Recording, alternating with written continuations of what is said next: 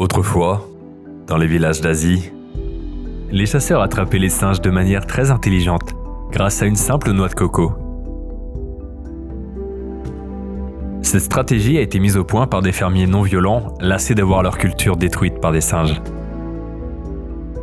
L'histoire raconte que les chasseurs font, dans une noix de coco, un trou dont la taille permet à un singe d'y passer juste la main.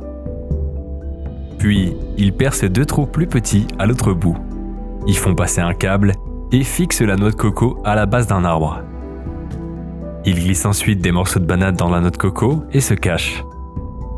La banane est parfois remplacée par du riz ou un morceau de sucre, mais le mode opératoire reste identique.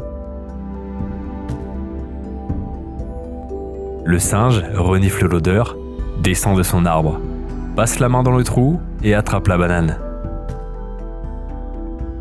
Le trou est taillé pour y laisser entrer une main ouverte, mais pas pour en laisser sortir un poing fermé. Le singe a alors 2 choix, soit de lâcher la nourriture et de sortir sa main vide, soit de garder la nourriture entre ses mains et ainsi la laisser coincée à l'intérieur de la noix de coco. Et vous savez quoi ?